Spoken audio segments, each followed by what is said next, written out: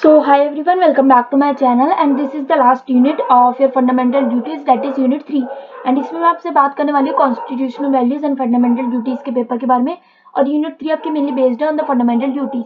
Also कई बच्चे बोलेंगे इंपॉर्टेंट क्वेश्चन आंसर्स की वीडियो बना दो, तो वो मैं आपको ऑलरेडी प्रोवाइड कर चुकी हूँ। लिंक आपको उसका डिस्क्रिप्शन में दे दूंगी मैं, एंड अगर ना दे पाऊँ तो आप कमेंट्स में भी कमेंट कर सकते हैं। I will provide you the link there also. Unit 3 हमारे पास जो है, हमारे पास तीन मेन टॉपिक्स है, that is A, B and C. A है is reflecting on the ancient Indian notions of righteousness and duty consciousness. Then you have the fundamental duties जो कि आर्टिकल 51A से लेके K तक, and then you have the 51A में भी A से लेके K तक, and then is the legal status of fundamental duties and judicial approach। अगर आप इन सब के बारे में भी पढ़ लोगे जो आप पेपर में इजीली पास हो जाओगे। ऑल्सो कई बच्चे कह रहे थे मुझसे कमेंट्स में, प्रीवियस कमेंट्स में, वीडियोज में, कि उनको यूनिट 3 थोड़ी डिफिकल्ट लग रही है। सो कुछ नहीं होता, आप यूनिट 1 और यूनिट 2 अच्छे से करके चले जाओ और क्वेश्चन आंसर की वीडियो जो है वो अच्छे से कर लो। उसमें यूनिट 3 भी क्वेश्चन आंसर पढ़ लेना एक बार, ताकि आप इजीली आंसर कर पाओ। ऑल्सो जो बच्चे जो है सिर्फ 50% तक स्कोर करना चाहते हैं या फिर से पास होना चाहते हैं, तो वो सिर्फ मेरी क्वेश्चन आंसर्स की वीडियो भी देख सकते हैं कम से कम 3 से 4 बार, और उससे आप 100% 50% नंबर तो ले ही आओगे। With this I am going to start with the first thing, that is constitutional values में हमारा फर्स्ट है, एक सेकेंड, फंडामेंटल ड्यूटीज में जो हमारा फर्स्ट है that is reflecting on the ancient Indian notions of righteousness. So इसमें हमारा जो टॉपिक है, एंशिएंट इंडिया में जो है, इन एंशिएंट इंडिया जो राइटियसनेस है और धर्म जो है वो कंसिडर किए जाते थे the foundation of human existence. कि इन्हें कंसिडर किया जाता है, क्या कंसिडर किया जाता था कि ये एक टाइप ऑफ फाउंडेशन है ह्यूमन एग्जिस्टेंस की।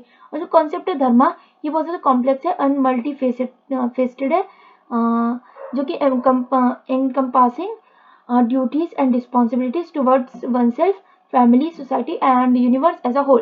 So four primary goals जो है human existence के as per the ancient Indian philosophy, जो कि है धर्मा, that is righteousness, then you have the artha जिसे हम कहते हैं material prosperity, then you have is the karma is type of sensual pleasures, then you have the moksha is also called as liberation। Moksha तो easy होता है याद करना, but बाकी सारे जो थोड़े डिफिकल्ट होते हैं। हाउएवर ये जो गोल्स है उनको कंसिडर किया जाता है, मतलब उन्हें कंसिडर नहीं किया जाता independent for each other.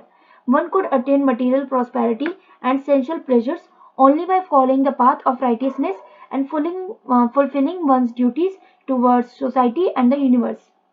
Now we have इसकी जो ड्यूटी कॉन्शियसनेस है was ingrained in Indian psyche, and every individual जिसको एक्सपेक्ट किया जाता है कि वो परफॉर्म कर सके, परफॉर्म करे अपनी duties and responsibility toward their family and society. तो उनसे ये चीज मतलब उम्मीद की जाती है। जो कॉन्सेप्ट है कर्मा का ऑफ द और the law of cause and effect was also deeply ingrained in Indian philosophy, and जो इंडिविजुअल्स है उनको एक्सपेक्ट किया जाता है कि वो परफॉर्म करें अपनी duties without any expectation of rewards or outcomes। with this we are coming to the next thing, that is, so मैंने आपको ड्यूटी कॉन्शियसनेस के में बता दिया है, that is this one। तो मैंने आपको ड्यूटी कॉन्शियसनेस के में बता दिया है कि जो ड्यूटी कॉन्शियसनेस है वो इंग्रेंड है एक इंडियन साइकी में, और इसमें हर इंडिविजुअल से वो एक्सपेक्ट किया जाता है कि वो अपनी रिस्पॉन्सिबिलिटीज और अपनी ड्यूटीज जो फुलफिल करे for the family and society. जो कॉन्सेप्ट है कर्मा का और द लॉ ऑफ कॉज वो इफेक्ट करते हैं एंड डीपली इंग्रेंड है in Indian philosophy, and individual से उनको एक्सपेक्ट किया जाता है कि वो परफॉर्म करे अपनी duties without any expectation of reward और आउटकम। मतलब कोई भी अपना रिजल्ट को देख के जब काम मत करो, अपने कर्म आपको रिजल्ट को देख के नहीं करना चाहिए, बल्कि कर्म करते रहो और जैसे कहते हैं फल की चिंता मत करो। Next you have the fundamental duties.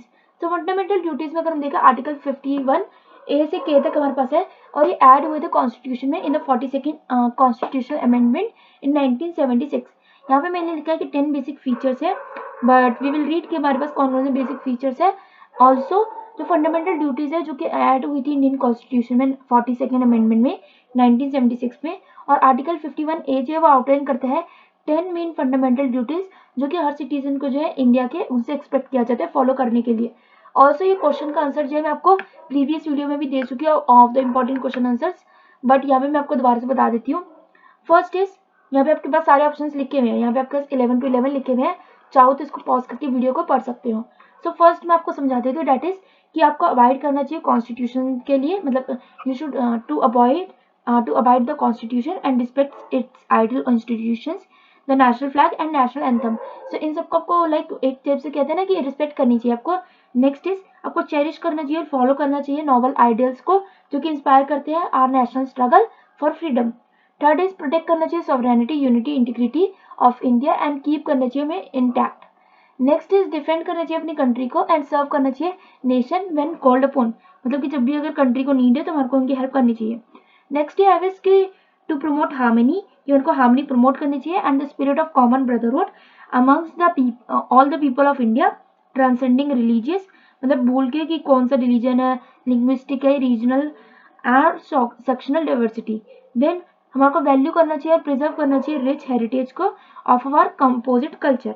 Next ये इसकी प्रोटेक्ट करना चाहिए एंड इम्प्रूव करना चाहिए नेचुरल एनवायरनमेंट को including forest, lakes, rivers, wild life and to have compassion for living creatures.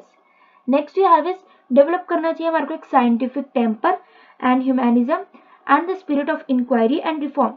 Then ये इसके हमारे को सेफ करना चाहिए पब्लिक प्रॉपर्टी को एंड टू एब्ज्योर और something like abjure, so like एक टाइप से प्रोटेक्ट करना चाहिए पब्लिक प्रॉपर्टी को and stay away from the violence, तो हमारे को वायलेंस से दूर रहना चाहिए। With this we have the 10th one, that is Marco to strive, like we should strive towards excellence in all spheres of individual and collective activity, ताकि हमारा जो नेशन है वो कॉन्स्टेंटली राइज कर सके to higher levels and endeavour कर सके and achievement, like levels of endeavour and achievement.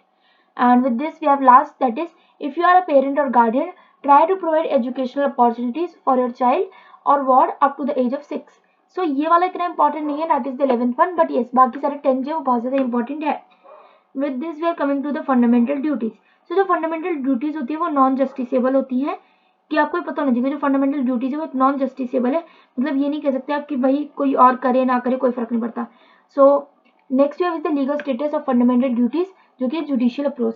So first of all जो फंडामेंटल ड्यूटीज है वो नॉन जस्टिसेबल होती है। इसका मतलब ये है कि जो that the courts can not enforce them, मतलब जो कोर्ट है वो उसको एनफोर्स नहीं कर सकता, बट हाउएवर कोर्ट जो उसको यूज कर सकता है as a fundamental duty as a tool, कि वो इंटरप्रेट कर सके वेरियस प्रोविजंस को of the constitution and to determine the scope of the different rights. For instance in case of MC Mehta, so MC Mehta versus union of India, तो supreme court उन्होंने held किया था that right to clean environment is a fundamental right under article 21 of the constitution. और जो court है वो refer करता है आर्टिकल 51A(G) को एंड हेल्प करते हैं दैट ड्यूटी है ये एवरी सिटीजन की वो प्रोटेक्ट करे और प्रूव करे नेचुरल एनवायरनमेंट को including forest, lakes, rivers and wild life. तो मतलब कंट्री को जो है ना अपनी कंट्री के लिए कुछ करना चाहिए एंड प्रोटेक्ट करना चाहिए मेनली अपने नेचुरल लाइक रिसोर्सेज वगैरह को। And next we have is similarly एक केस था हमारे पास ओम कुमार का, जो कि था with the union of India versus union of India. तो जो सुप्रीम कोर्ट है उन्होंने अपनी एक हेल्ड करी थी duty, that is the duty of every citizen, कि वो वैल्यू करे और प्रिजर्व करे रिच हेरिटेज को and of our composite culture. और जो कोर्ट है वो रेफर करते हैं to this duty while upholding the constitutional validity of a law that banned the burning of effigies and the use of loudspeakers during certain festivals. Next here is thirst, while fundamental duties are not legally enforceable, ये serve करती है as a moral and ethical guide for citizens and provide करती है एक framework for interpreting various provisions of the constitution. And with this we are ending this video. We have the conclusion here and you can read if you want to. Stay safe, stay positive, all the best for the exam and with this is the last video. बाकी सारी videos आपको description में link मिल जाएगा, so do check out the link in the description, और ना मिले आप कमेंट्स में मुझे बता सकते हैं। Stay safe, stay positive, video को लाइक कर देना, वीडियो को like target is of 100 likes and channel को सब्सक्राइब भी कर देना। Thanks for watching, bye bye.